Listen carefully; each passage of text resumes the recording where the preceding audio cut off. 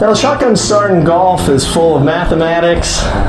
There's a lot of setup work that we have to do in order to make a tournament work. So I'm going to demonstrate to you just exactly how we do a shotgun start here. All right, all right, all right.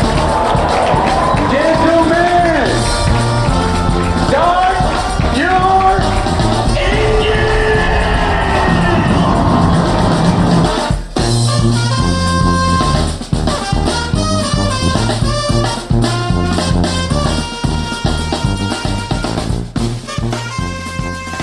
Greetings and welcome to a Friday edition of the Shotgun Start. It is February 13th. Andy, how we doing? Brendan, I'm doing fantastic.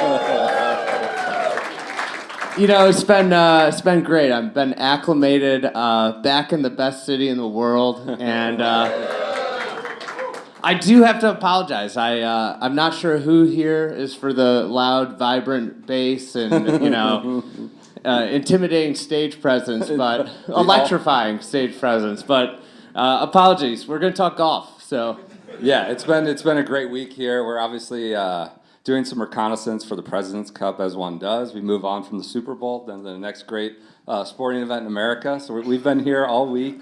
You've been talking about, like, you just led the best city in the world, how humble and down to earth everything is, and then followed up with, this is the best burger in the world. This is the best cocktail in the world. There's definitely the best pizza for sure in the world. So it's kind of like a dichotomy we've been dealing with Chicago. You're down to earth nature. we only say that stuff when we really trust someone. So you should take it as an endearing fact. It has been great. If we were talking to a random stranger, we'd be like, oh, it's okay. We're all right. It's a good place. I've enjoyed giving you crap all week, getting my coffee from Capital One Cafe and other boutiques that you can only get in Chicago, places like that. Have you been back? I haven't been back. That was a dire situation. Coffee as fast as you can.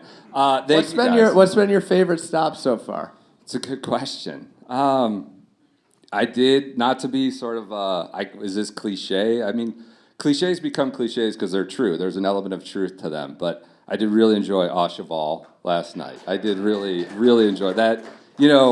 Best burger in the world, I don't know. It's a subjective thing. It was very, very, very good, and I highly approve of that place. Yeah, my father-in-law has a bit about, like, the best burger in the world. He thinks that it's like a whole load of crap. Like, everybody's like, this is the best burger in town. It's like, there is no best burger, is what he says, but it's a damn good burger. I mean, PJ said Culver's before he had Au Cheval was better, so it's all subjective out here. I'm excited to let PJ, the food and fine dining critic, out into the world over the next couple days. We dripped out a clip of him taking Malort today, and there is many, many more where that came from for the week. We were sampling various food and drink around here. Well, anyways, this is great. Obviously, a great turnout. We're, humbled and honored to have everybody come out and hang out with real-life fans. Obviously, podcasting is a different kind of medium. Feel like we're talking to you and with you, but never get to hang out. There is a QR code behind us. I'm told to tell you all about that. If you scan it, that opens up the Q&A portion that we're going to do at the end. We were just debating backstage that maybe for the recording, then it may not be for the recording, because there was a question about favorite unsubstantiated rumor, which we might just tell, you paid for the ticket. I think we're going to do some and then stop the recording. So send in your Q&A there. It seems like people want the unrecorded unsubstantiated rumors. Also important note, with the Q&A is you have to know the audience you're asking the question to. You are asking the question to PJ, so yeah. He is one that can be swayed. And he's going to be the master of the questions. He's back there. He's back there. He's going to act like Gene Steratore coming in and out. He's just in the booth. You won't see him, but he will be on the mic. Going to the booth. I'm over here. I'm good. Hopefully you provide more insight than Gene. I was going to say, do I just have to agree with whatever call you made on the field, even if it's horrifically wrong, or what's the deal on that? We were a little late today because I came down to get in the car, and I was like, "Where's PJ?" He's like, well, he had to jump in the shower. He got too sweaty at Slugger's batting cage. And so I was like, we got to go. He's like, I had to take a quick shower. He did get slugger. He's a little worse for the wear from taking the reports. I didn't make it there. I had to go do something else. But the reports are that PJ is a prolific hitter. Yeah. We'll get to golf in a minute here, as usual. But, like, that is insane. He said there's no waiver. You're in Wrigleyville. Everybody's presumably, a little tipsy. And you're just getting in this cage where it's coming to 85, even 55. That seems like just a liability issue. That's an insane product to put in a bar. I mean, think about it at 3 o'clock after a Cubs game. Right. I don't understand. It's just asking for trouble. Anyways, let's get to golf. We're going to talk a little bit of golf. We got Kevin Van Valkenburg coming in. Andy's got a great flashback we were just going through in the back, prepping you a Chicago-themed Flashback Friday. So should have a bunch of segments. But let's get to instant news. Pebble Beach, Jordan Spieth is back. I think... Is he back? I don't know. He's T10, shot a 66. He's better than Rory and Scotty, right? I mean, he's a low Texan on the board right now. I wanted to ask a question. Should we be worried about Scotty? 2 slow starts in a row. Is it time to sound the alarm? He did. I mean, look, he didn't putt great today. Like, it was like that flashback to whatever that was, 2023, right, where he was like, 8 strokes better than everybody else, tee to green, but it would lose 5. And it was like you could see the sort of narrative from the media start to come. If he misses another 3-footer, we're going to hear about, are the putting woes back? Are the putting woes back? But it was a good start to Pebble Beach. Ryo Hisatsuni, who's become a favorite here. Our guy. That's like Scotty's Spieth. You better learn that name because he's going to come down to Medina. He's going to be like Ian Poulter 2012. Just stomping on Americans' hearts. He did say, he's joking. Now he's a little personality coming out. He joked today that sake is in the water bottle. So the personality is starting to come out. He shot 62. And I would just say, we talked about this on Wednesday, for a minute. Like, Pebble Beach is an improper test of professional golf. And we are wooed by the ocean, and we're wooed by the Stillwater Cove at this point. He lost strokes off the tee, lost strokes approaching the green. Justin Ray said, it was our guy with the stats, so it's the first time in like 300,000 recorded rounds where a guy shot 62, losing strokes. Now, it wasn't a lot. It was 0.3 or whatever, and made up 5 on the green. First and second, it's been reduced to a putting contest. Well, you gotta also keep in mind, strokes gained is the average. It's the average against the field. So 0 is your average. But I think the bigger thing from it is it's the barometer of like hitting the ball on the PGA Tour is so high now, and it's become so pretty easy to hit the ball well that you can hit the ball worse than your peers and shoot 62. Granted, I think, I'm not really a betting man, but we are a gambling pod. He made 180 feet of putts, so I might be fading Hisatsuni the rest of the way. There might be an aggression monster. Like 180 feet of putts. Yeah, but I talked to Joseph a little bit before we came on. I was like, what? Like, driving doesn't matter at all. But it feels like approach play should matter in a way, but you look at the board, and it's stilted a little bit with Spyglass being one, but it's kind of a similar... a statistical profile. It's just, it has developed into this, go out there and place it in the middle of the fairway with whatever club you can. I did notice new tee box on 6. They made it, this gargantuan, par 5, taking it into the 14th hole. Scotty hit 3-wood off the tee. It's not necessarily... There's no wind today. Yeah, no wind. I think, but you think about the start at Pebble, and it's when they're going to have the U.S. Open next year, so it'll be just kind of a dynamic you get used to in the U.S. Open, but 1's a wedge. In the AT&T, 2's a short par 5 that plays at a par 4 in the U.S. Open. 3 is they hit a 3-wood wedge. 4 is a drivable par 4. 5 is a par 3, obviously, and then 6 is a short par 5, and then 7's a wedge. And especially when it's like today with very little wind, it's like soft, a pretty easy shot to hit. And so I think that's the thing with Pebble. I mean, obviously 8, 9, 10 are as much as anybody can handle, but for the most of that golf course is gettable. Yeah, I mean, we bang on the rollback drum, but it's just kind of disheartening to see you can shoot 62 and maybe be for the average, below your peers for the day. And I don't know, it's developed into kind of did you putt well on Poana? And we know that's unpredictable as it is. Rory struggled. He had 2, 3 putts for double bogeys on par 3s, missing 3-footers, lips out, things like that. It's just, I don't know, it was sort of laid bare again on a calm day with soft greens. We've been.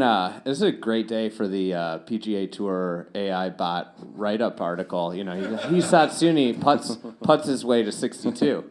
It was pretty benign and easy out there, but the fair police did show up and complain about mud balls on number 2. We did get an allegation of a giant chunk of mud by Scotty Scheffler, and that's probably why he shot 72, even par. It's T60 something. I mean, it didn't stop the deputy. Are you? We'll talk about 5 strokes gained on the greens and all that. So the deputy Sam's up there. Most importantly, though, Jordan Spieth is T10. You know, you've been. We started a day, and you were like, "Should we do a segment tonight?" Like, what was the segment? Is Rio's Hisatsuni better than Jordan Spieth? What was the segment? Siwoo Kim. Kim. Siwoo Kim. Like, yeah, on this very day after the last month, he is, but. Did Jordan Spieth kind of jam it back in your face today with the 66, 6 under? I just wanted to come on. I wanted to look and see what my friend Spieth Legion was up to today.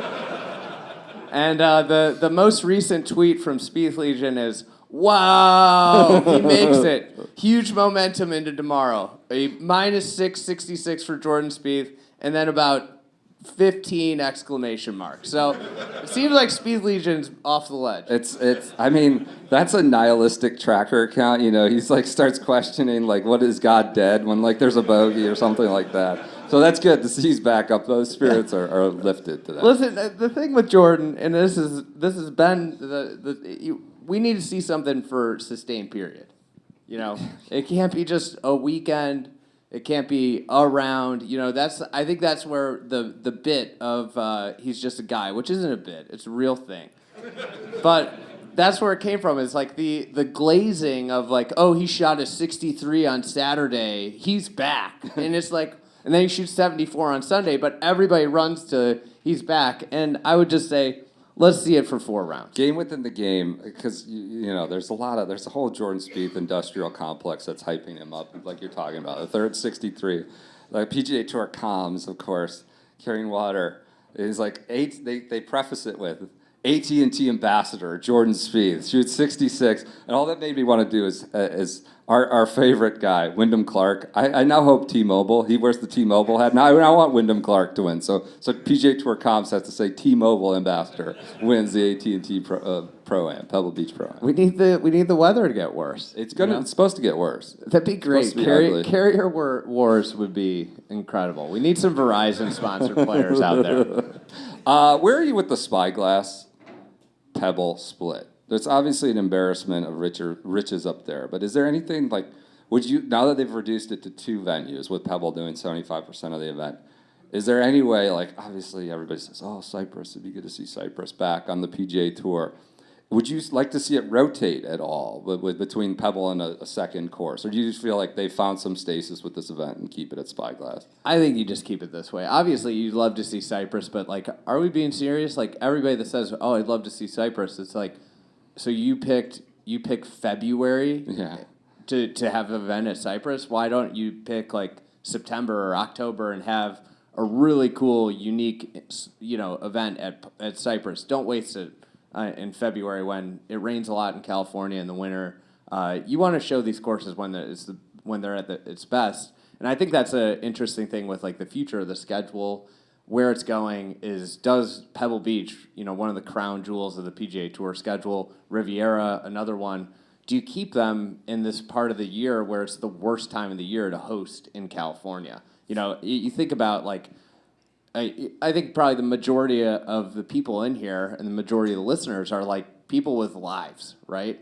And you think about, in the summer, you're running around. They did pay like an extraordinary amount of fees to come to a podcast on a Thursday night. I don't know. Not to disparage anybody. We're very appreciative. But you think about like the ideal setup here with these events is like the ideal setup for this is it's the middle of the summer. The days are really long, and it's 10 p.m. on the East Coast, 9 p.m. in Central Time, and they're coming down the stretch of these iconic golf courses with the golf courses playing fiery and firm. That's what you want. We don't watch Wimbledon in the middle of winter. Like where the grass surfaces are just sponges. Yeah, but it's playable, and not many places in America are. So with the scarcity schedule, do we like mild rumblings about it going to August, right? Maybe Pebble goes to August at some point. Or do you take playoffs to a Pebble? Like some rumblings of that. Yeah, lots of rumblings. I would love to the just kind schedule. of fully, delegitimize the playoffs, to keep it as a Pro-Am, to keep the celebrities there, make Pebble a playoff event, but also keep the Pro-Am, tradition has to stay. You got Bill Murray or whoever out there. And extend it out. Get them back on the weekend. For three days. Sorry. I think the celebrities should unionize like the mules have. And there should be a memo that goes around. Larry the Cable Guy could draft it with, we, the celebrities, are very disappointed in the scarcity schedule. We used to have 2 rounds. I want my 3 rounds back. You're taking our benefits away. Anything else on Pebble jump out to you? Or just easy day? I mean, it's still a delight to watch. I mean, Sure. it's better. This isn't TPC Craig Ranch, No. We got to be careful. I mean, there's nothing better than golf with the ocean, and I do think there are some unique challenges out there. Like if you play out there, I mean, you get on 9 and 10, and the slope in the fairway is so severe. You're just like standing over the ball, and you're kind of like, I don't know if I can hit this ball. Yeah. Yeah. So I think there's some redeeming qualities. It just with the rain, it's a bummer it rained because it was dry all January. Yep. On to the next. Let's talk about some action. I know you prepared. I was right. I wanted to talk about the Aces. Oh, I thought you wanted to do the. How about them? They just dispatched our guy, Tabuna. Miguel Tabuna. They did all that scouting of the Philippines tour. Dustin Johnson did, and then they just got him out. He's gone. 8K is in. Anthony Kim, and I loved. They asked Dustin Johnson, as if he's whoever, Ryan Poles or Rod Thorne or some GM out there, what'd you see in AK? He goes, I've been following his progression. Like, he's DJ. We've watched his progression. Obviously, he's come back. He's playing better. Like he has been scouting him for the past year. DJ, they said, Anthony Kim's on your team now. He's like, okay, all right. And that's what happened. But he's T3. There's only 2 guys who shot better. Bryson and the batsman, Mark Leishman, not Miguel Tabuna, Mark Leishman. Tabuna's back to a wild card. Unfortunately, he's not on a team. He is a free agent. He's a T10. I think Tabuna is in there. He's pissed. Okay. He's motivated. But yeah, I mean, it's super impressive with AK. That honestly, it's if he were to have some sort of win or a flurry of high finishes, it's one of the great comebacks, honestly. It's completely inconceivable to take 10 years off of competitive golf and then come back and play at a semi-elite level. I would put the percentage chance of it happening at 5, but if he played a major somehow this year or in any time next year, I think that would be the story of the year, right? You didn't open your water bottle before you came on. Now you got 2 hands. You don't only have 1 hand. I'm not used to this. I usually have a big water, just an open jar. What if we saw him at a major? Is there any? It's a 5% chance. We have OWGR points now. That would be. It's one day. I would say that what I'm looking forward to is him to get into one, but then the 3 majors before he gets in, all the complaints that he's not in. Yeah, the grievance merchants. Yeah, that's what I'm looking forward to. Yeah. Who needs to delete their Twitter account more, him or Phil? They're both very active right now. I mean, I feel like Phil, just from a sheer, if I was advising him legally, I'd be I'm not a lawyer. Not legal advice, not I'm not a lawyer. Yeah. But I might be hey, we need to delete all of this right now. Any mention? Yeah, the document production on that one, it's going to be a lot of pages. Anything else from LIV Adelaide before we get into some other? I know you prepared a lot of notes on the PIF. I mean, the Saudi Aces are Ladies back. International. I know you were ready to talk about that. Did you see the ratings? Ratings for what? LIV Riyadh last week. 22,000. They were 22,000. They were piddling. Yeah. I mean, and that's on Fox, FS1. It's not good. I can't remember who I was talking to. It might have been PJ. PJ piped in. We were talking about the ratings earlier this week. What'd you say about it, though? On the flip side of the ratings being bad? I said more people watch the Saturday Ryder Cup live show on YouTube than the average. I was going with, the lasers and everything. Oh, I didn't cool. know you were going that way. The lasers are great. I mean, you're just up at 2 a.m. looking for something to do. Adrian Marunk's hitting with a robot behind him. I mean, come on. What are we doing here? That's pretty good. What's been fun? How the city's changed since I've been gone.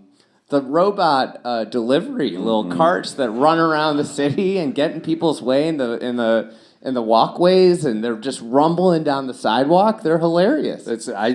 I encountered those for the first time last week in Miami, and they were everywhere, all over Miami. And the guy was like, "They've been here for 5 years." I was like, "I don't know. I guess I just live like in Siberia. I've never seen them, and now I get it 2 weeks in a row."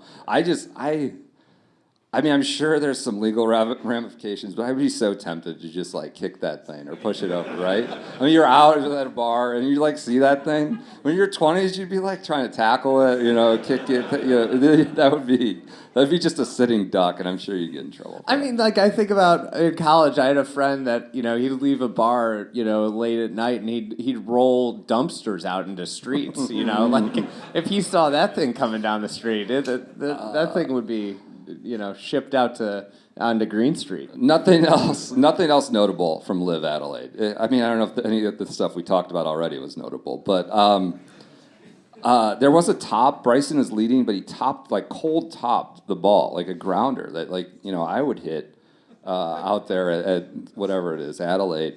And you had a conspiracy theory? Yeah, I when I saw the headline, I can see the YouTube video. You won't believe that I topped a drive at a LIV event coming out.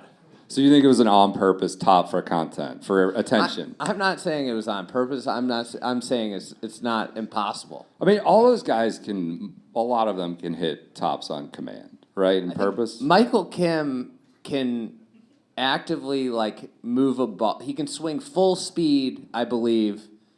He did this we brought this up on a pod a couple years ago, and he made a video doing it. Yeah. But he can hit the top of the ball and have it roll 3 inches. Full speed swing. Full speed swing. The best story about that was Sahith, right, in college. Yeah. He would be at the end of the range, or junior golf, maybe not college, maybe both.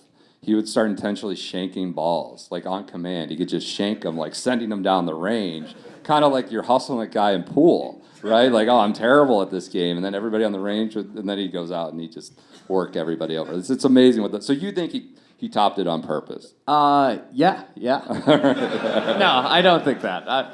It made me think of sports minute here, a diversion. I have a buddy who pitched at Cal. And he was telling me that this was internet, Twitter, social media days. He was a pitcher, and they kept seeing the Pac-10 standings, and they're at the top. All the stats are breaking out, and they're like, who is this Tim Lincecum kid? He's striking out. He's triple the strikeouts of the next pitcher, and they're like, God, this guy must be a beast. And they apparently went up to play him, and he walked out onto the mound, and they're like, that kid looks like he's 12, and then he struck out 13. Yeah. That's Sahith, shanking balls, and then probably hanging a 66 in high school golf. All right, that's enough LIV Adelaide, enough Pebble Beach. Big news of the day we were alerted to this morning. There's an individual, I know PJ is not up to speed on this. There's an individual at the Chubb Classic who Monday qualified by the name of Andrew Johnson. And apparently there was a lot of confusion down there. Is this the Andy Johnson, Andrew Johnson? I got multiple texts about this today. I didn't even know there's still Monday qualifying on the Champions Tour, if I'm being honest. But Andrew Johnson is through, and he'll play the Chubb Classic. One of my good friends lives in Naples, and he sent me a text message. He's like, "Are you out here? I see a cart with Andrew Johnson on it. Are you out here?" I also have a lot of questions about him being out at the Chubb Classic on a Thursday morning. What I want to know is if the other course at Tiburon is taking tee times while the seniors play. That's always a favorite tradition. I'll check in with him. He's a Tiburon member. All right, there we go. We'll have an update on Monday. Let's get to news real quick. Since we last recorded, Rory spoke for his first PGA Tour event of the year. Pushed back, I guess, on the marketing campaign that the Players is a major, but and it was a deft touch, that Rory, he played threaded the needle. Said it's not a major. We need to not just let it be. It is what it is, but it has a better identity than the PGA Championship. I think I would kind of agree with that, but let's stop the nonsense of it is a major. I mean, it's definitely had a better 10-year run than the PGA. I'd have to look. I'd have to check the history book. I mean, Brooks has been pretty good at the PGA. Hey, Don Reyes. Don is muzzled. We weren't going to go to the PGA, but now we might, just so we can get Don out there. I've put a request in for Don with lunch with the boys. So he also said, speaking of the PGA, and it's kind of search for an identity, that it has to go back to August. Even invoked, the favorite tagline, the branding that stuck forever for all the wrong reasons, Glory's last shot. And he's like, it's got to go back to August. Do you feel like this is the move? We're talking about scarcity schedule and things moving around.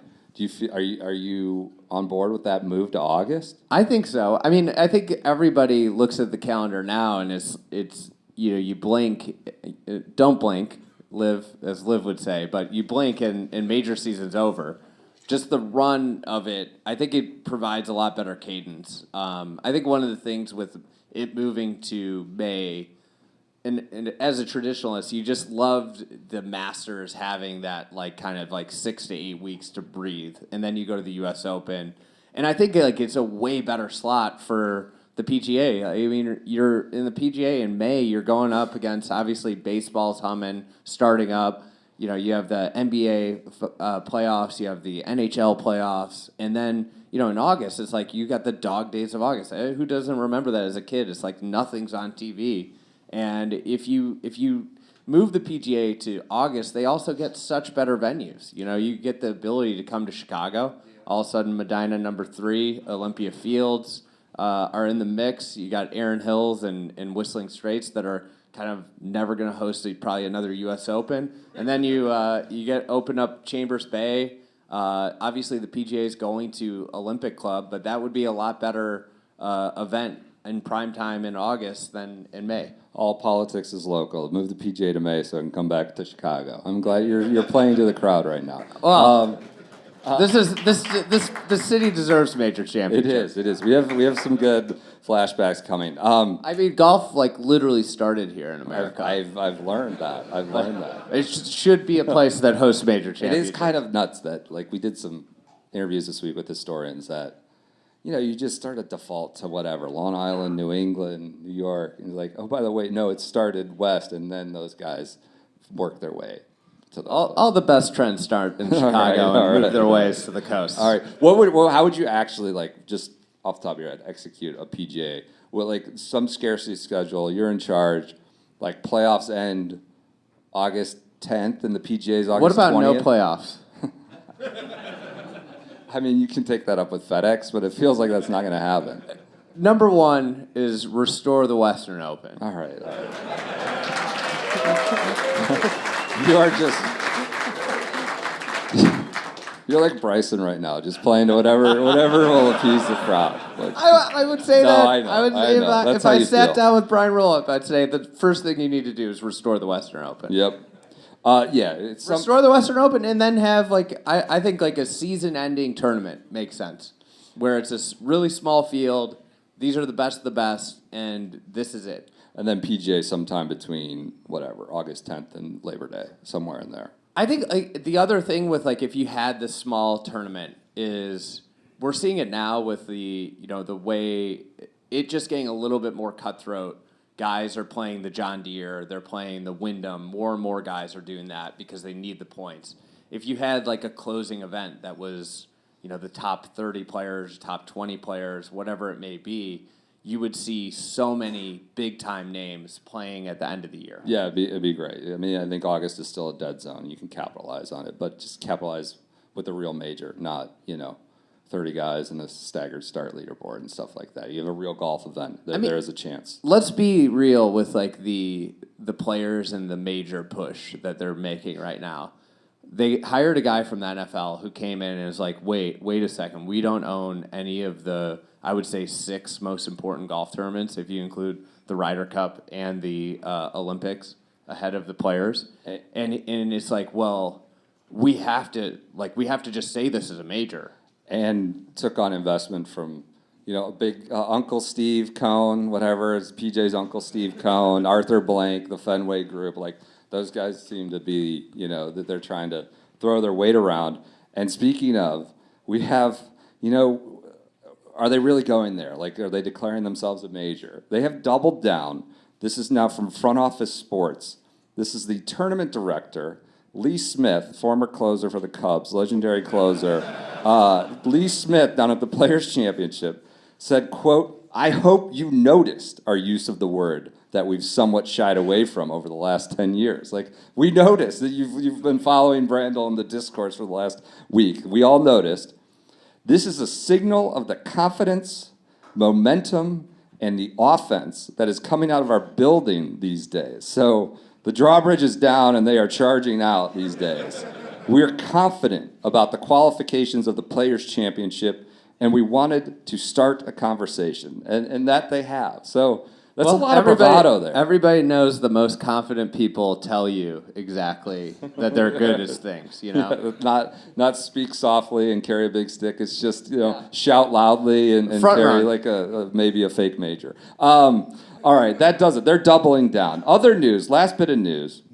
Speaking of a real major and someone who maybe wants to stop it, no longer contend it's a major.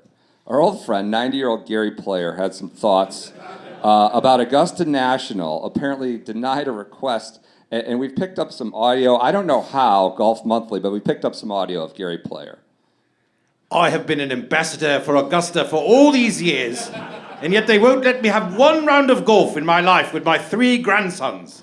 My grandsons are dying to know about their grandfather's episodes on that golf course. All the golf courses that have hosted the Open, the US Open, and the PGA would oblige, but they won't do it at Augusta. It is just this current management there. And these times we live in, I accept it, but I accept it with sadness." Pretty good. That's bombastic stuff. Taking a run at Augusta management as if they, Troon Golf or something. They got to kick them out and bring in a new management company. But I think we have even more. Do you think they're looking for new managers? That's what I wanted to tell Mr. Ridley. But I think we have even more audio. I guess he continued on. "There are a lot of things that have made Augusta what it is, but the part the big 3 played was prevalent part of my career. When I go there, I feel like I'm walking onto a golf course in heaven. I tread very carefully, and I love Augusta so much, but I don't like the rules. Bobby Jones was a wonderful man and a wonderful asset to the tournament, as was President Eisenhower and Clifford Roberts. Those 3 people, they basically made Augusta. And then Arnie and Jack and I came along, and we fought it out every year. And then we made Augusta, thanks to the coverage and the publicity we generated, whether the club likes to admit it or not. They won't admit it, but we made Augusta." So Gary Player claiming he made Augusta and has some complaints about management. I will say, this has now become like, flowers blooming in spring and snow starting to melt. Like, this is an annual thing with Gary Player now. There was, of course, he wants to play with his. What he's asking for is an unaccompanied round at Augusta National. And they do that the Sunday before the Masters. Gary obviously can probably get on there other times. But if he has 3 grandsons and there's Gary, that's unaccompanied. There's no member there. I mean, Gary seems to want to tell his grandsons the stories like he could walk. He could walk. Could the 3 grandsons play with the green jacket, the member, right? But this is now an annual tradition. There was a march a couple of years ago where he rated the Masters 4 out of 4. The guy just goes into April guns blazing every time now. And this is he's complaining about management. And the best part about it is it'll be Sunday afternoon and he's just strutting around out there nothing happened. He just acts like nothing happened. He's a true, I admire the takes that come out. And he walks around completely oblivious of what he said. And the best one, of course, was a couple of years ago where, he's one of the very few people alive who have the privilege to wear a green jacket while he's on property. And he was wearing like a Kansas City Royals blue blazer the whole week he was at Augusta. Just not interested in wearing the green jacket. So he's back taking a run at management. Of course, if you're not... One of the things is that past champion guest has been a problem for Augusta through the years. Yeah, absolutely. Some pricey guest rounds, where maybe somebody was making money off them. Yeah, so you get a round that Sunday, and maybe there's some dealings. Maybe there's a black market for those spots. So yeah, the little pissants that drive, chip, and putt get out of the way, and then all the old timers get to go play. And, maybe the old timers are, oh, you want to donate to the foundation, my foundation, and we'll go Sunday. Maybe that's happening. Who knows? That, of course. Gary never did that. No, definitely not. That, of course, if you're new here, that was not actual audio of Gary Player. It is none other than Kevin Van Valkenburg, who is in the shadows. So we're going to bring him out. We're obviously privileged to be joined by Kevin Van Valkenburg, a proper real journalist, a legendary magazine writer. He's obviously on the Fried Egg team now and become a part of Shotgun Start. And he's going to join us tonight, not just to do Gary Player impressions. That was not in the plans. Those quotes, the content gods delivered them this morning. To go through some sliding doors moments in golf. This is a little segment we're going to do for the live audience.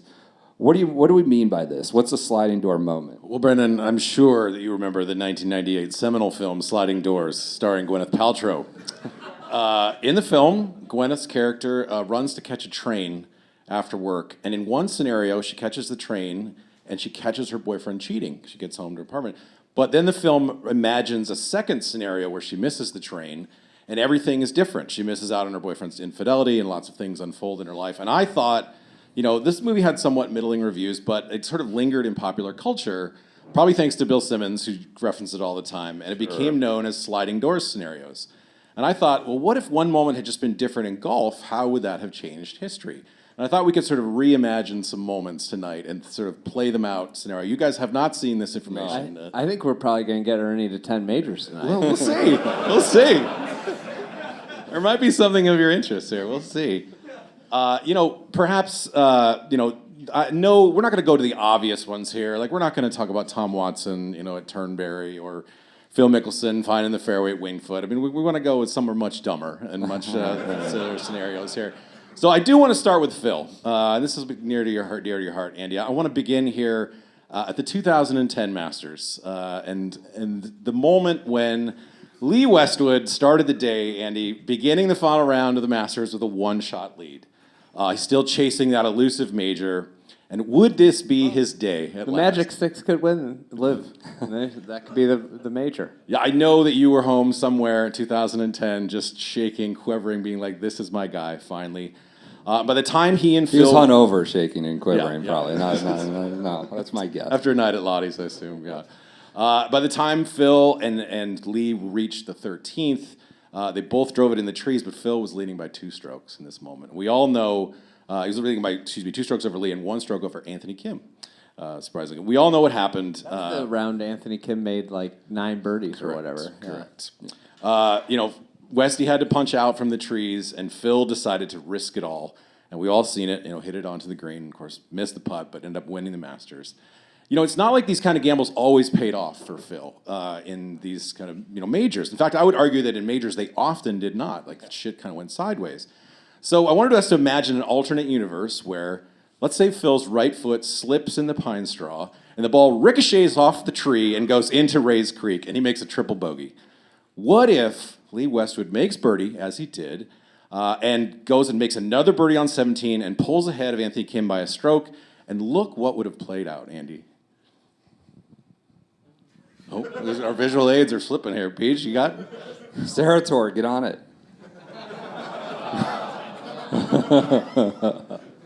I don't know if that would have happened. I don't think he would have gotten up 18. Well, let's just imagine that he did.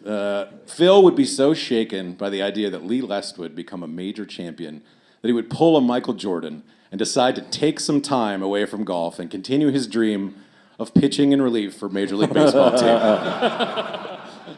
Meanwhile, Westy would be freed up by the weight off his shoulders and win the 2013 Open Championship at Muirfield, which Mickelson, of course, would be absent from because he would have made the Astros roster that year after striking out Orioles' Chris Davis in spring training, like many people did. Westy would have won the Masters that Willett won, too. That's he was correct. right there. That's right. I don't know how in this scenario Willett just is erased from existence, but... Well, Westy would have charged. So Vic Mickelson catches on with the Astros, where he then becomes a part of the infamous sign-stealing campaign, and ends up getting a lifetime suspension when he brags about his role in it to reporter Jeff Passan, and no one is swayed when he tries to claim that his comments were off the record. Meanwhile, Westy, a man who has famously never read a book, decides that he wants to write a book. And in 2015, he reaches out to an enterprising young newsletter writer named Andrew Johnson and asks him to help write this book. It takes the two of them a decade to complete the project, but in 2026, their book, A Good Egg, drops. Oh, God. And now we have a two-time major champion, but still a captain of the Majestics, signing books for dozens of fans at the Rundle Mall in Adelaide, Australia. I like that one. Thank you. Good AI slop up there. That's Oh, good. there's going to be more AI slop to come, Brendan. Don't you worry. In our second scenario here, I want to take you back to the 2019 Masters. And we've all seen the very famous picture of Tiger and Charlie hugging behind the 18th green, one of the truly iconic moments in the history of golf. But I don't want to take you there. I want to take you back a little bit further to a different moment and something could have been different. On the Saturday round, when Tiger hit it into the left trees on 14, sort of over where the galley rope is. And he ended up making an incredible swing, sort of a punch draw that ended up about 10 feet from the pin. But the most memorable major of the last 20 years could have been very different because an overzealous security guard came flying in, tried to hold back the crowd, and slid into Tiger's leg, as you can see in the image behind you. This was Detective Gillis in the damaged pants before it became... Later to be seen in Louisville, arresting Scotty Scheffler, of course. Now, Tiger turned out to be fine, all right? He even made birdie from that shot. But I want to take you down an alternate history path here. What if that security guard had been just a little more reckless and had slid into Tiger and snapped his left leg at the ankle? Yeah. Imagine what would have happened next. First of all, we got to cut to commercial. But when we came back from commercial break, I suspect we'd been greeted with a very tearful Justin Thomas crying in an interview with Faldo and Nance. After refusing to be taken out on a stretcher, Tiger finally consents to letting Tony Finau give him a piggyback ride back to the clubhouse. And along the way, numerous players line up under the umbrellas to give Tiger a tearful salute as Finau takes him to the ambulance. But what about the rest of the round? Well, I'm sure President Trump would have hopped on Twitter to demand that Fred Ridley declare Woods the winner and cancel the rest of the round. And I think other people would have found out too. I mean, I imagine Y.E. Yang would have jumped on and retweeted that, even though PG and I looked it up. He hasn't tweeted since 2014. I got to think other numerous luminaries would have been in there, like Shaq and Kim Kardashian and the official Chipotle brand account and novelist Salman Rushdie. It would have been just Twitter 2014, 2019 would have been great. But overnight, I'm imagining that word would trickle out that Tiger is contemplating having his leg amputated and returning to compete in the third round and play the final round with one of those curved prosthetic legs like Oscar Pistorius wore. This AI slop. Meanwhile, agent Mark Steinberg refuses to shut down this rumor. And in a Sunday morning text to ESPN's Bob Herrick says, "We're considering all of our options." But in the end, the final round goes on without Woods. Frankie Molinari wins his green jacket.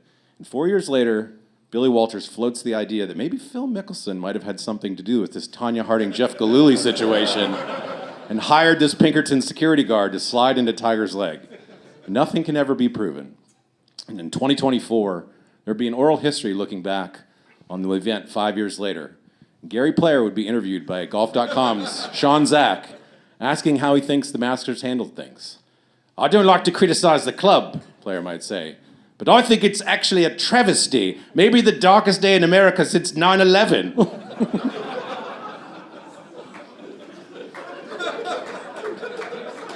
It's funny because it's real. It could be real, Could be. For our third and final installment of Sliding Doors, I want to take you back to the 2022 PGA Championship at Southern Hills. If you recall, ESPN's Kevin Van Valkenburg, who just returned to the golf beat, happened to make a surprise appearance on the Shotgun Start during that Thursday morning round, where he and his friends, Brendan and Andy, rated what kind of cats various golfers should be categorized as. The segment was so outlandishly stupid yet entertaining that a BBC reporter could be overheard in the segment banging on the glass, yelling at Van Valkenburg to be quiet right as he's describing the size of Patrick Cantlay's paws and comparing Xander Schauffele to MC Scat Cat in the Paula Abdul video. But the real story that week, of course, was Chile's Mito Pereira. And he's dominating the first 3 rounds of the tournament and taking a 1-stroke lead to the 18th tee, only to make a double and miss out on a playoff between Justin Thomas and Will Zalatoris. And if you recall, Van Valkenburg, he had written a column the night before suggesting that Justin Thomas and Rory McIlroy were not vicious lions, but instead timid house cats. And he spent the entire 3-hole playoff sweating through his shirt, thinking about the mea culpa he would have to offer if Thomas came back to win just because he had made dumb jokes on the Shotgun Start. Now, in this final Sliding Doors, I'm not going to give Mito back his major. He was always going to make double on that final hole. But what if we reimagined a history where Justin Thomas's drive on 17 in the playoff deflected off Kevin Van Valkenburg's face, much the same way that John Rahm hit a drive that bounced off Sage Steele's face that same tournament. While Van Valkenburg was standing greenside, not paying attention, looking at his phone because he kept refreshing his Twitter mentions, reading various cat comments from Shotgun Start listeners. After Thomas's ball bangs off KVV's giant Irish head and into the bunker, Will Zalatoris is freed up and makes an eagle on the second playoff hole, then holds on to win his first major championship. You can imagine Van Valkenburg, bloodied and now missing several teeth, might choose to heckle Justin Thomas on his way to the player parking lot before he could be arrested, screaming, "What's up now, JT? Guess you really were a little kitten instead." This has been Golf Sliding Doors Moments. That's good. That's good. Thank you. That's good. JT still with polo in that one. That's good. All right, that's great. That was good. Comedy. Westy's an author. You know, you're involving yourself in a major championship final round. Westy's gonna have a book, even though he's hope never so. read one. I would put money on that. Proudly on the record saying I've never read a book. It's just something to be proud of. All right, that was fake history. Yes. Let's go to real history. Andy has prepared a personal flashback Friday. I think you attended this event. It was formative. I believe I attended this event. I believe it was the first golf tournament outside of the. I went to Conway Farms US Junior, but then I think we went to watch Tiger Woods in 1997 at Cog Hill. A favorite segment for shotgunners here is the flashback Friday. So what do you got? The 1997, the Great Motorola Western Open. This was before they went to Cialis. Yeah. This was the great times, the boom times of the Western Open. I had a Motorola phone back in this time, man. Yeah, it was great tournament those days. This was before Reese Jones got his hands on Cog Hill. Things were good in Chicago. Michael Jordan was winning championships, and it was a booming sports town. The Reinsdorfs hadn't crushed Bulls and White Sox fans' hearts for decades now. So Tiger's coming. This is his first professional start at the Western Open, 1997. In research, I found some interesting little Tiger facts. Does anybody know the first golf tournament that Tiger played in Chicago?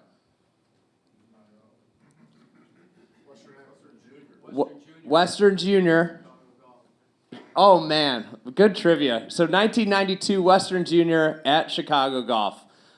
He was the heavy favorite at age 16. He made it to the quarterfinals. And he lost to a favorite of an alternate, Ted Purdy. So Purdy was a senior. Tiger was 16. Purdy was a graduating senior heading to the University of Arizona to play golf. High hopes for Ted Purdy, and good career. Just a bad end with an out alternate. So 97 is his third start of the Western Open, first as a pro, and he had made one of the two cuts that he played at the Western Open as an amateur.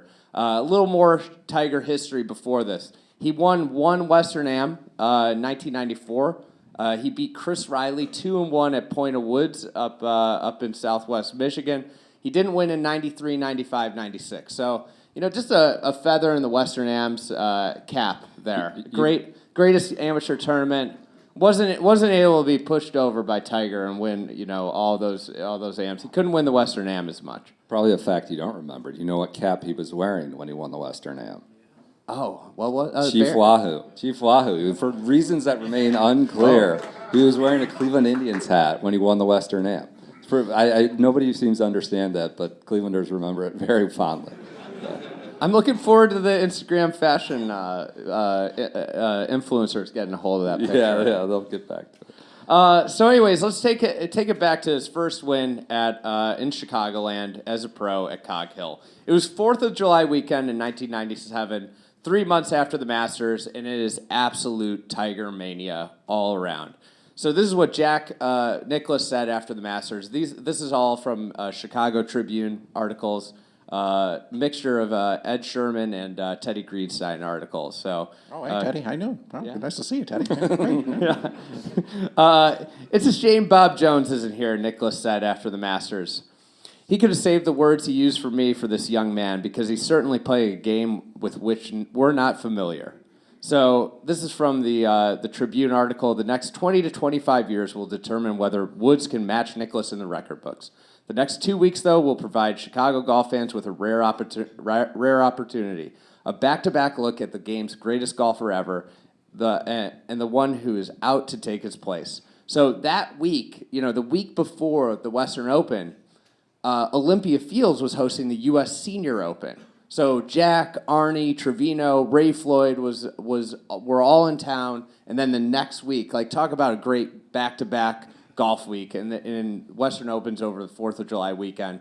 Unfortunately, Jack, Arnie, Trevino, I'm sure PJ knows who won the Senior Open, right? No, I don't. All right. I'm not alive. I was going to say, you were definitely not alive at this point. Oh, look at that. Graham Marsh. There we go. Jimmy Connors. So the Tribune article, it goes on. This is like being handed a time capsule and a time machine at the same time. It's Babe Ruth coming to town for a series and Hank Aaron for the next. Man of War running in the 7th race and Secretariat running in the 8th. Joe Louis boxing on the same card as Muhammad Ali. Just like an amazing time in Chicago. And now the Western Opens at Caves Valley and Liberty National. It was Bellerive. You don't even get one. You get let alone 2 in a row. Yeah, Bellerive, and I don't think there's any. Is Bolingbrook back? Do we have Liv in Bolingbrook? Liv Bolingbrook. Yeah. Yeah, it's God.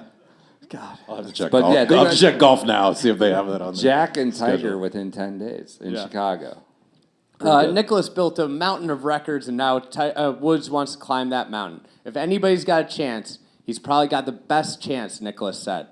And it goes on to, go into what Woods is chasing. And they laid out to beat Nicklaus. So this is 97. Woods would have to win at least one major every year for 19 years. So you know what they're counting there? The USAM. USAM, that's right. USAMs they're counting Not the there. players. Yeah, not the players. There was no mention of the players, actually. Nicklaus was talking about the Masters, and when he knew Tiger was special. He said, I drove it around the corner. Tiger hit 3-wood to the right, at least 40, 45 yards behind me. He took out an iron, and Arnie said, he's laying up. And I said, no, he's not. Surprisingly, Gary Player wasn't part of this group. Arnie, Jack.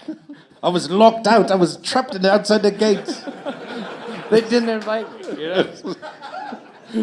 After all I've done for the city of Chicago, hosting the World Fair, I caught that killer in the Devil in the White City. I did everything for the city.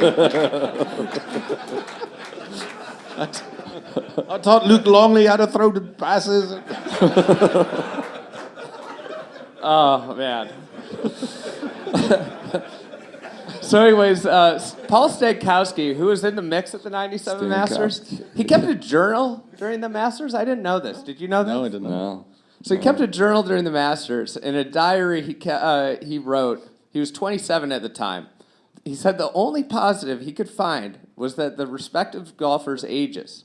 I'm 6 years older than him. That means I'll be on the senior tour 6 years before he's eligible. So in the lead up, like Chicago, the Western Open's legit worried about attendance. Like they're talking about capping, closing roads. They were worried they didn't have enough parking, and obviously the COG's like a great place to host an event because you have so much parking available, and there's not a ton out there. So it's like and they're estimating that as many as 250,000 fans would come to the event that week. So Tiger shows up. He wins by 3. He beats Frank Nobilo. It's his 5th win in less than a year since turning pro, and we'll get into the kind of the gamer here, and then we'll go to the post-mortem of this. So Ed Sherman, obviously great golf writer in Chicago, someone I grew up reading. The elderly man sitting in the folding chair craned his neck to get a better view. He looked old enough to have seen the great Bobby Jones in the 1920s, but in 1997 he was there to catch a glimpse of the prodigy. Did Tiger birdie that last hole, he asked? He's really something, isn't he? One fairway later, a 3-year-old sat with his parents by the ropes while others walked by, but there was no reaction. Suddenly he saw him and the jumping began. "There's Tiger," cried the boy, gesturing wildly with a finger. "There's Tiger, there's Tiger." From ages 3 to infinity, this is a Tiger Woods world. Just kind of like captures the moment of time in 97. It's part of my, what got me into golf so much was Tiger Woods. After he hit the second shot on the 18th hole, Tiger Mania exploded. According to one of the marshals, someone yelled, "They can't hold us back." And soon Woods' army was filling up the fairway in the wake. So, it's just like an open championship scene where they bowled over, or the Kiowa Major, where we almost got trampled. Well, you were being a thirst bucket, kept walking out of the crowd into the camera. There's Phil, and you want to take selfies with Phil. Yeah. I'll never forget. There's a line, and then Andy steps out ahead of the line and gets on camera. He's like, "Oh, I'm in the way," and runs back into the crowd. That was awful. I remember getting around one person, and I looked, and there's Phil right next to me, and the camera pointed right at me, and I was like, "Oh boy!" Just turned around. You're lucky you didn't end up in the Epstein files. Interesting. Wrong place to be in that. Interesting enough, when you talked about the Open Championship scene, I was rewatching this. It's on YouTube. Chicagoans should watch. It's like 52 minutes. It's great. And Nance goes, "Is this a scene we'll be watching in 2 weeks?" So this is July 4th, and they're thinking, is this what we're going to have at the Open when they do fill the fairways? They're just aghast at what's happening, in a positive way. And it would be Justin Leonard at Troon 2 weeks later. Leonard is nipping at Tiger's heels this day, and he's prominently in this video. And they think it's Tiger. Tiger's won the Masters. That's before the solid core ball ruined Justin Leonard's career. I was going to ask you to orient us with the equipment this time of year, or this time of age, but go ahead. One of the things that the newspaper noted was just the scene and the collection of people. It wasn't the typical golf crowd that the Western Open usually saw. Different ages, different races, just a new era of golf that he brought in. Lauren Roberts wasn't so lucky. He got caught up in the crowd. He was playing with Tiger in the final group. He noted that he had to throw some bows to get through, and Sherman pointed out that Lauren was a big dude. He was 6'2". Yeah. In another era, they might say that he was built like a linebacker. Boss of the boss, right? Tiger talking about just Chicago, right? It was great. I mean, they were so supportive. It was kind of deafening. You couldn't hear anything. And there was kind of a ringing in your ears. This is the place that doesn't host pro golf anymore. Very cool. Sounds like it was the most electric crowd that he's ever been in front of. Frank Nobilo, who finished runner-up, had incredible, and obviously he's, great golf commentator, great golf mind, but he kind of summed up Tiger, and, I think, like, this kind of applies to Scotty and what he's doing right now. Nabilo on Tiger. Tiger has no battle scars. That's what makes him so tough to beat. The crowd, the media, everyone's putting the red carpet down. It's a tremendous situation to be in. It's a little like the Seve era. If Seve needed an eagle on the last hole, he made an eagle. If he was 4 behind, he made 4 birdies in a row. And in this day, this day on Sunday, Leonard and Steve Lowry, not Shane, are tied on the 11th hole with Tiger. Tiger then goes to 12. He birdies 12. He birdies 3 of the next 4, and it just ends the tournament right there. I was watching it on 14. So he hits, that's a par 3, 14 at Cog, and he hits he's offline. He misses his mark. He's off the green. It takes a bounce off this hill and rolls down to a foot. And this is this 3 birdie in a row streak. And he kind of did the Jordan. He's in that placket with the button. He's got the zipper shirt, Nike shirt, no buttons on the placket. And he does this Jordan shrug, when he hit all the threes. He's just laughing and sort of incredulous. It's like Tiger didn't need a break, and he gets it bounce off the hill, off the green, down to a foot, and that was the tournament.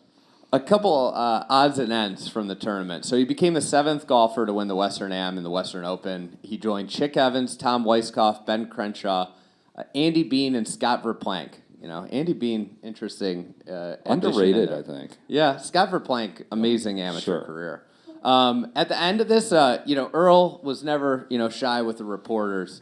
He was lamenting setting up a bad schedule for Tiger, which had him play 5 times in 6 weeks.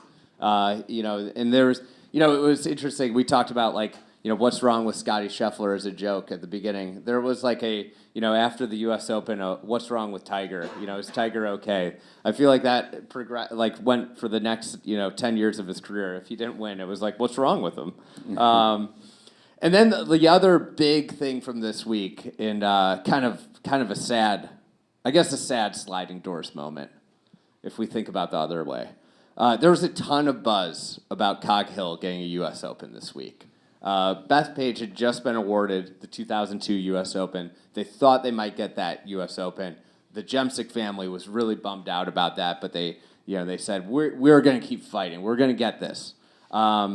Tiger said, and this might have been the nail in the coffin, because Stricker was like, this is a U.S. Open course. Lehman said, you just have to grow the rough up.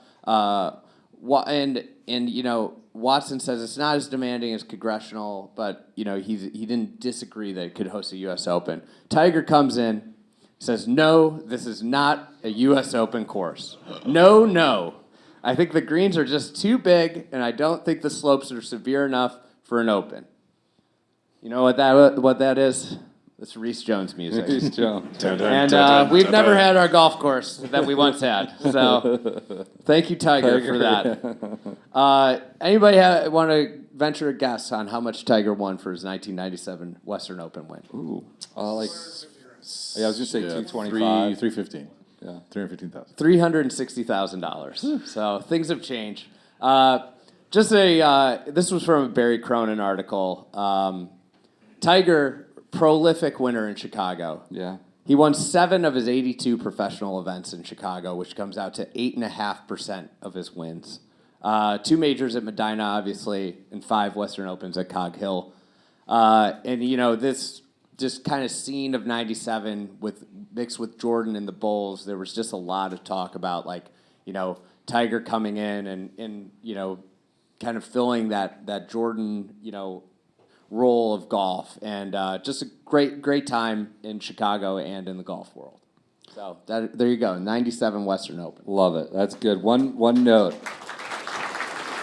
That's great. From the video, watching Nance, and he's talking about, we'll see this in 2 weeks. He's walking up 18.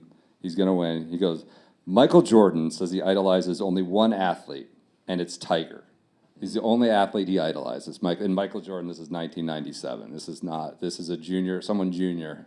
I think that he responds that they're such good friends. I think that sort of dissipated post-fire hydrant and stuff like that, he and MJ. But it was interesting to hear in 1997, Tiger is the only athlete that Michael Jordan idolizes. So I thought that was pretty cool. This is right around the time that like Jeter and Jordan took him out to clubs and whatever. The famous story. I don't know, something like that. But we in unsubstantiated rumors now. No, that's in like several magazine articles. That's been sort of confirmed. They're just like, oh, how do you guys get girls? You tell them you're Tiger friggin' Woods. That's what you do. All right, great Flashback Friday. Thank you, Andy. Love that. Western Open. Honestly, after being here for a week, like, come on, we got to get like real deal pro golf back. You know, prominent pro golf back. Not a BMW every 5 years or something like that. So BMW hit and giggle, you know. Lord knows we won't shut up about it anytime soon. We will keep banging the drum here. We'll never be happy until multiple majors are hosted in Chicago every year. All right, let's get on to the next quick segment. We're just gonna do whatever. We're like 8 years into this experiment. Just for the audience here, like, what are some of our favorite SGS moments? Maybe stories we haven't told. We'll be quick with this. Rip through it. I think we've never shared this before. So in the first like 2 months of our podcast, we didn't know what we were gonna do with it. We didn't know who would listen. We didn't know like guests would come. So we thought we would do guests on Friday. And then when the USGA reached out, or on behalf of someone on the USGA reached out to us, to give a little juice to the U.S. Senior Women's Open at Chicago Golf Club. They said, why, you guys have this podcast, probably no one's listening, but, let's get some juice going. So would you like to interview Laura Davies? So for the first 2 years of this podcast, we made reference to this interview, and reference only, because we did 30 minutes with Laura Davies. It was awesome, telling great stories. She's obviously got a lot of color, and she was a great storyteller. And she gets off, and she's so great, and she leaves the Zoom or whatever it is, and Andy looks at me, he goes, I forgot to hit record. It was so gold. And this was early on, and we're like, are we even a real thing? Who cares about this? And then it's Dame Laura Davies, 30 minutes of her time, and USGA is like, where's that interview? What's going on? When's this episode coming? Well, we forgot to hit record. Do not tell her that. She doesn't know who we are, what exists. She's not gonna go looking for the RSS feed or anything like that. Just don't tell her. But that was an early favorite moment of mine. I don't think I've told you this. A few years ago, I saw Laura Davies at Augusta. Oh, you did? And I went up to her and I said, hey, we interviewed you years ago. And she just looked at me with a blank stare. No idea. And I just was like, all right. Turned around and walked away. Are you the lad who forgot to hit record? I don't think she ever thought about us again after she got off that Zoom, that's for sure.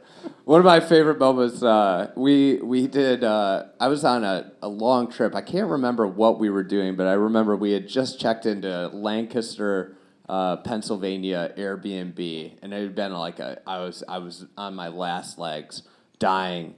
And we recorded it, we summoned energy, recorded this shotgun start, and it had to be 10:30 on a Sunday night, 11 at night when we finish. Once again, I forgot to hit record. Brendan was remote, and we finished recording, and I said, I didn't hit record. And what did we do? We had to just reenact. And I got to tell you, there's a cruel thing about redoing a pod when you forget to hit record. You know what the other person's going to say. We talked about it already. And you have to just, sometimes you spin off what you were going to say, sometimes you cut stuff, but you know what the other person's going to say, and it's a really awkward thing. It never turns out good. Yeah, you saying Airbnb reminds me of Business Pete is taking Airbnb duties away from you after booking the wrong date for the players. There have been 2 occasions where we've arrived at the Airbnb and we're not getting out of the car. Let's go out of not the best parts of town. Andy, what did you do to us? We're not getting it. So you've lost that privilege, I guess, going forward. My wife has told me for years I shouldn't be doing that. Other one, I don't know. It's audio mishap. I'd never go back and listen. I refuse to listen to whatever happened, good, bad, or indifferent.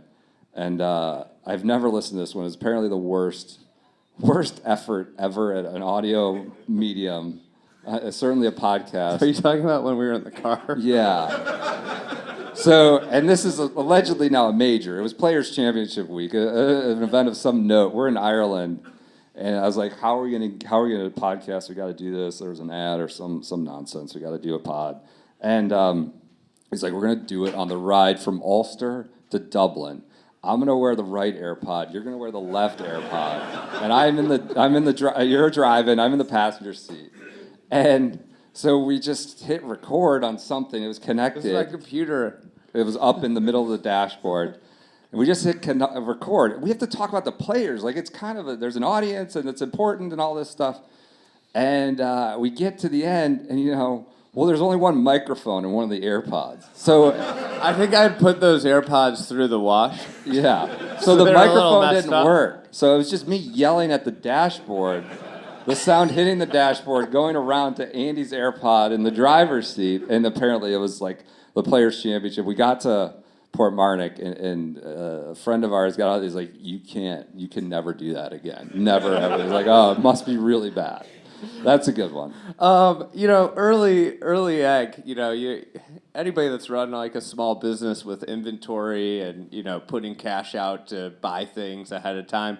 It's a nervy thing, and we were feeling pretty good about ourselves after our first merch run.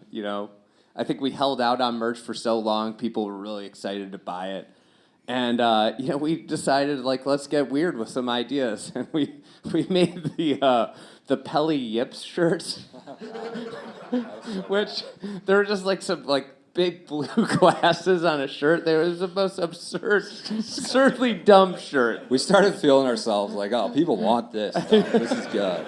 And Don't bad. I think this is the times when cash was very tight, and we ordered these shirts, and I think one sold the first 3 months. If you were out there, thank you. And I think we eventually put them up for sale for $2. And that's when they sold out. And then they ended up in the same place like New England Patriots Super Bowl champs from a week ago shirt. I think Pete sent them somewhere. So they sent them away. Another one that's less of a mishap, but a funny story at the end. I don't think we've ever told this. We did what we thought were good serious discussion around the Delaware delegation stuff, right? When they were trying to what's going to be the signature event? How are they remaking the tour? And I don't know, I guess it was okay, right? And we got word that some people involved in that delegation had listened to the podcast because it got passed around. This is a good conversation or whatever. And it might have got passed around players and people in that delegation, maybe one of which was just the subject of a Flashback Friday. And he listened to a clip. He goes, oh, that's good. Oh, you want to just deliver one? That's good, but who's the drunk girl? Who's a drunk girl? Referring to Andy's pitch. Somebody sent a clip around. I like that, but who's the drunk girl talking? Who are these people? And he was very confused. So that was a good one. But we felt oh my God, people are listening. Somebody listened to this. It was a very proud moment for me. Any others you want to throw out there? We're good. I think KVV brought up the Saturday at the Masters when Tiger got slide tackled. I just will go back. That's the peak ultimate shotgun start series of events that day, which included Jason Day with the balloons, admitting that he was blowing into balloons. Tiger got slide tackled. What happened to Appy Barnett? He rolled around. Yeah, he rolled around. Fell over. I mean, it's just the peak of inanity that we revel in. But I mean, thank you guys, everybody. I mean, that was our first major, in person, right? We didn't even know. There's been that was the Bixby House. Yeah, there have been times I don't know, COVID or are we gonna ever go to a major? I think Kiowa was our first major after COVID. That I would say was a highlight of our podcast. Riding bikes around. Yeah, but I mean also maybe we can provide value on site and do a good podcast. I would say just if a month never goes by that someone doesn't bring up the Caves Valley episode with me, and when you came busting in like the Kool-Aid man and was like, this is a disaster. This is an absolute disaster. Yeah, and my other favorite part about that is Andy and I are talking and I'm like, I said that twice, Andy, I'm sorry, can you edit that out? And he was like, nah, we're just keep going. We don't edit. We're good. We don't edit. do editing. We just post. Like whatever happens. We post. Yeah, that one. I think I was still on vacation, and I made I was like, I'm gonna do this, and then I was looking at the audio file, and I was like, oh man, this is like gonna be like 5 hours of work if I want to make this even like remotely salvageable. And I was just like, export audio, upload the audio. And that we just post. We don't edit. I think I knew then and there I was destined to work here. That was No just took a editing, and while. we haven't been canceled yet, so it's working out all right. That's it, right? Should we do some Q&A? Yeah, we do some Q&A. Are we doing Remember some Chicago guys? PJ did some work. Throw two up. We got it. We're testing Andy's 1990s, early 2000s Chicago athlete. see. Throw some up, and then we'll do Q&A. This is dangerous if we really want to test this for Andy. But Will Knights was my test case here, and he said that you should get at least the Bulls. So, who is this man? Bill Weddington. Oh, Bill Weddington. Do you know where Bill Weddington went to college by chance? Oh, he's from Canada. I can't remember. Why am I asking you this question? St. John's. St. John. Hey! Who is this 2000 Chicago Cub? Come on, This is Farnsworth. Wow, he's 2 for 2, folks. There we go. I mean, how could you forget the puka is shell like- necklace? Went to Lake Havasu, came back with a puka shell necklace. Oh man, This is really putting you on the Who spot. is this one-time Bears quarterback? oh, Andy? this is killing me. KVV was fired up about this one. Is this? It's not Jim. It's not Jim Miller, is it? No. Oh, Might have man. gone to Jonathan Quinn. the Ohio State University. Oh, Craig Krenzel. Krenzel. There we go. He was. What was he? A molecular Biology biology major. Sure, it's coming in handy now as he played about 6 games and that was it. That was his career. He did. He played 6 games for, I believe it was the 2003 Bears, and never played for another team again. So That was. We had a smoke and mirrors season that year because I remember I went to watch the Bears. They won a couple games in a row, and they were on. You know when you get on the fringe of like in the hunt on the playoff graphics. Yeah. That's all you want. You want to be on the graphic. And I went. My dad and I went and we scalped tickets and we went to watch them play the Colts. And Peyton Manning just absolutely eviscerated. It was like 50, and it was like this team is not serious. All right, we'll call it there. You went You 3 want for 3. Craig That was Krenzel. Throw into David. Did he throw to David Boston, or was that just Ohio State? Was David Boston? Ohio State. Ohio Boston's State. never a Bear. Okay. I think he was thrown to maybe Cardinals. like Mushin Muhammad Okay. then. All right. All right. Let's do some Q&A. Everybody submitted some stuff. Or not everybody. Many people submitted questions. PJ, you are the gatekeeper. Come on up here, PJ. All right. You're the gatekeeper. All right, I'll come of all up the there. questions. Get up here.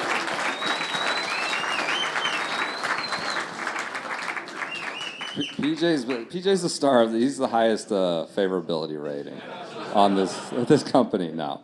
He's got Rory want to do lunch with the boys with them. He's just. We'll see. You're doubtful that that's gonna happen? Well, I'm just, I don't want to put the cart before the horse on that one. Yeah. He's doing it. I'm not big timing Rory. He's going to big time me, but that's okay. Andy, we'll just start with this one. You told me backstage that you wanted to answer this one. This is Do you from, have names of who submitted these? we Why don't do. you give him a shout out? this is from Bucky Badger. We got a celebrity in the crowd right Bucky now. Badger. All right. Bucky Badger. Oh. Are the Illinois Balkans frauds? I'm glad that the Wisconsin fans that are probably also Packers fans are feeling chesty.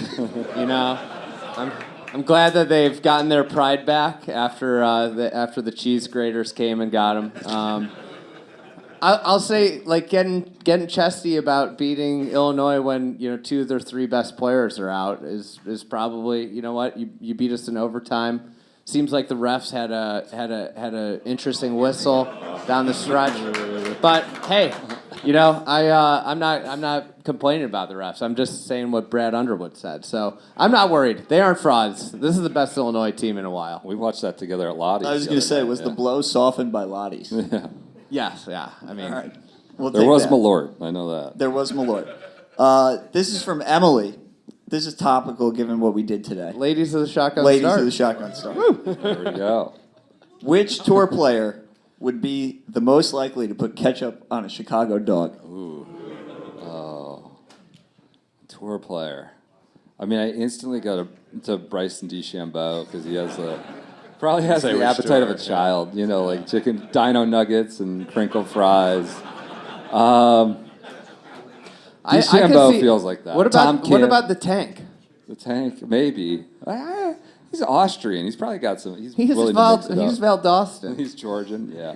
I think Bryson's a good bet for that. I'll go Ketchup on a steak. I'm gonna go Justin Thomas here. I see where you're going with that. Colin Morikawa. Yeah. That's a good one. Yep. That is a good one. PJ had a Chicago dog. Really. I did. It's the problem for me is that I don't eat tomato, pickle, or yellow mustard. So it was a very interesting, and I don't really like hot dogs. So it was kind of like, it's like, oh man, I don't. But like, That video will be on Instagram at some point. You soldiered but up. that you have your boss there saying, "Eat it, eat it." Like amazing. Listen, you make a commitment to the content game. Sometimes and you got to that's do it. things you don't want to do. That's it. It was fine. It was totally fine. Brendan, this one's from you for. Well, Hawaiian pizza's good actually, as we learned the other night. Dave asks, "Is BC athletics ever going to return to glory? I don't even need glory. Just give me an NCAA tourney bid once every 5 years and a generational star like Luke Kuechly every once in a while." Yeah, I mean, that was the most notable athletic thing that's happened in like 5 years. We got a guy in the Hall of Fame. We don't need to bore the Chicago crowd with this. It's a disaster. I It's just terrible. need to make you answer for It's it. like it's really embarrassing. And yeah, I went there all 4 years I was there. We went to the NCAA tournament. We beat Notre Dame in football. All 4 years I was there. You win like 8 games and go to the CarQuest Bowl or whatever, and it was like, God, this is like we're like a real sports school, and like it's been all downhill ever since then. Maybe you need to go back to school. Did you use your eligibility? Are you going to sue? No. I heard people are doing that. I don't think they'd want me back. Maybe he could run the school paper. else we got? This from Jim. I'm supportive of the rollback, but concerned about how evangelizing these positions can come off. Can we discuss some best practices for being a proponent without being obnoxious? That's like a real question. It's a great We're You not got to your give one real we're question. not your counselor. Do you know how to be a proponent for this without being obnoxious? I have my doubts. I think so. I think I think the way you do it is you ask a lot of questions. You allow the person to kind of step in the mud. Socratic method. Yeah. And then you pounce. But you pounce really politely. And then say, but, everybody likes golf. The key is, like, it's the Larry David thing of, like, go with the compliment and then say, having said that. So with the rollback, the key is you state your opinions. But what I always like to do is end it with, but listen, like, everybody likes golf for a different reason. I just don't want it to become bowling or darts, something like that. I think like throw in a cross sport comp like you always do the metal bat. Like, do we need to move Wrigley Field's fences like 4 blocks away from? Like, would we do that or like? Do you have the Fernando Tatis batting practice video just like saved on your phone to show people? Peach, I love how you think that I have anything saved. I know you don't. It's a great point by you, actually. Yeah, do the cross sport comp first, so the newcomer. You're my person I go to when I need something. It's also true. I am the index. Lash asks, in your review, can you add a Spotify rap segment of the top soundboard plays? I want to know which is played the most. We got into an argument about this last year when I probably incorrectly said that Don Raya was the most mentioned person of 2025, beating Rory. I think that was a bad take by me. Hand up. However, what's the most used soundboard? Probably the Scotty, the dun dun. Fair police, the fair law and order. The Law and Order. I wish I had it today. The Bubba Mudball. We could have had that before. I wish we had it classic. today too, because those players' quotes about like we're here and we're ready sounds like something that somebody that would say. I don't mean to sound defensive. We're spitballing. Yeah. We're spitballing. If I have our way, we will never stop using that one liberally. The best thing is probably a lot of you guys listen. Live in the moment, you can always tell when it's coming because Andy's like, just like looks up, starts like grinning ear to ear. And like, oh, we're about to get like the Law and Order, like toon, like right in my ears. Like you can tell he starts grinning and like looking, scrambling for the button, and they won't let me have it. But you can just see it on his face when it's coming. Yeah. It's the worst though when I'm like on a different window and I'm like scrambling to get back, and then Yeah. Missed the moment. KVV, you take the lead on this one. This is from Jack. What's your favorite SGS nickname? Oh my God. I think it's the Solicitor General. It just makes me laugh every time. Not in Polk County, they're not laughing. Yeah, the Champions Tour legend. No. Yeah. All right, that's a good one. You got any takes? I'll defer to. I mean, I'm a big fan of Todd Watch. Yeah, sure. I mean, That was amazing. He was like lost his career, and Brendan starts picking him in one and done, and all of a sudden he like flashes, and now he's gone again. I mean, recent one, you started calling Scotty Sheriff of the Fair Police, and literally within weeks, Ian Baker Finch on the broadcast is like, "There's the sheriff." Pretty good story. I mean, one of my favorite moments, honestly, was like the players in, I don't know when, and this was pretty early in the shotgun start, and Craig Perks is on the PGA Tour live call. It's Thursday morning, and Billy Horschel's on the screen. And he's like, "Oh, baton boy, town crier."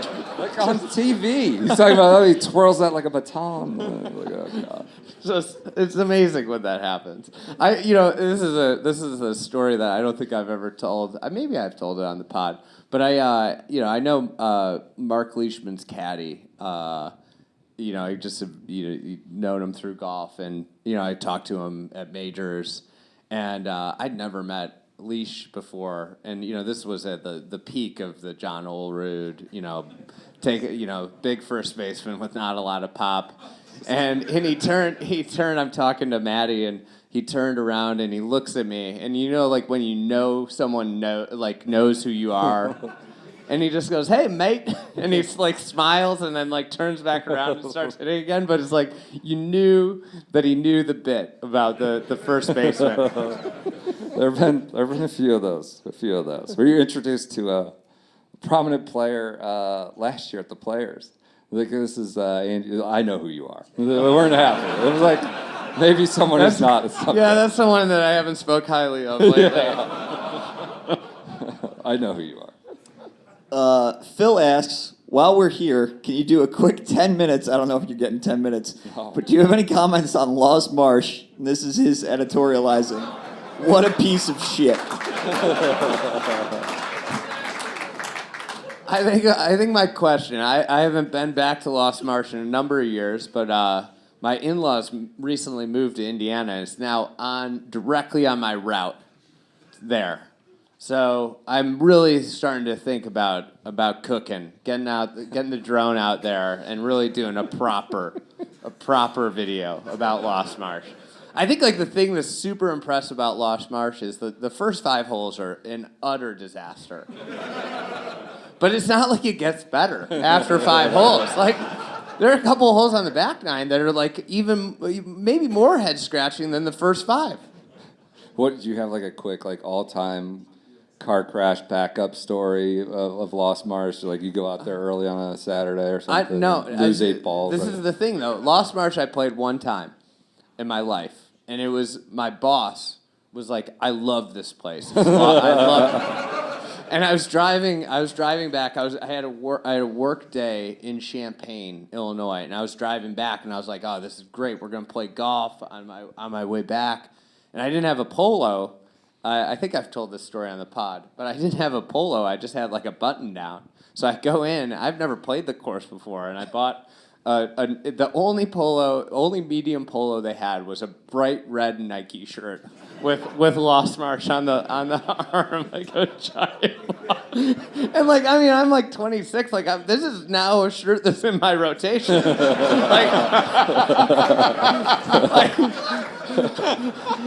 At this point, with Pedrati, it's like they send me so much stuff, like, shirts come and go, and it's not at this point in my life, a golf shirt was like a high priority item, and I needed, so all of a sudden this shirt became like in my rotation of golf shirts, But then we played, and you know, I'm playing with my boss, and he's like, he's all into it, and I'm like, I'm never coming back here again on like the 12th hole.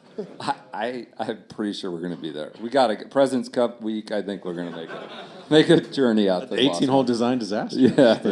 I don't know anything about Lost Marsh, but I know Joseph was traveling the week we posted that video, so it fell to me, and I say to Andy, like, oh, do you want me to collab with you, you know, Chicago local on Instagram? And he goes, yeah, send it to Lost Marsh, too. I was like, you know, man, I don't think they're really going to like that too much. They didn't take it. I mean, some people revel in the design Some disaster. people like it. You Lost know, Marsh is not one of them. One of the fellows that's in charge of Mistwood, you know, Kelpie's Corner, the most famous stretch of golf in Chicago. He wants to go out and play Kelpie's Corner together. He wants to do more content about Kelpie's Corner. We'll do it. We got to do it. All right, we want to wrap up the recording with Lost Marsh and Yeah, then that's do the fine. one. We'll do the off whatever, unsubstantiated, quick Q&A. I want to do one favorite unsubstantiated rumor. Off camera, though. Off recording. Or do you want to on? put it on the record? One on or one off? Recording. Off All right, recording. off All right. recording. That does it if you're listening. We'll talk to you on Monday morning.